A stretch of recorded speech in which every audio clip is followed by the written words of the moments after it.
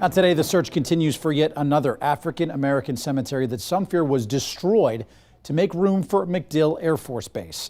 After learning about the cemetery, base leaders hired an archaeology research firm to get some answers.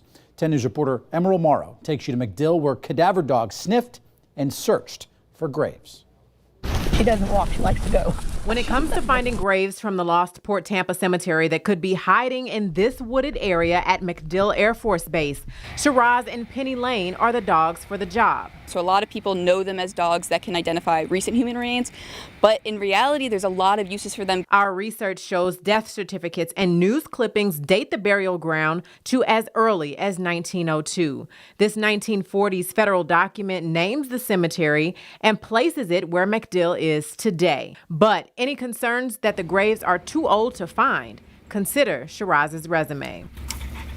She found the last digit of a toe bone about 3.5 feet down in an oyster shell midden that was radiocarbon dated to 670 AD. While these dogs are very highly trained to recognize human remains, experts say this Florida weather presents some unique challenges. The humidity is very high right now, as well as the temperature. So the dogs have to sort of physiologically decide, do I breathe or do I cool off? The dogs will not be alone in their search. Crews will use ground-penetrating radar after the dogs finish up to get some answers about the dead so the living can have peace. But we're going to make sure that we present the most respect to the land one way or the other. Cemeteries are for the living, so they are living records of families through the generation coming back to the same place and putting their culture and their memories all in one place with their ancestors. And I think being able to connect people with that living history is a very beautiful thing.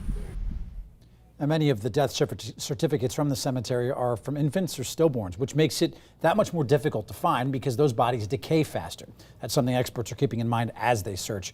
We should have answers about what they find in the coming weeks. We'll, of course, bring that to you. And Emerald has been reporting on these lost graves for months now. You can see all the locations where investigators are checking for possible buried African-American cemeteries at WTSP.com/array.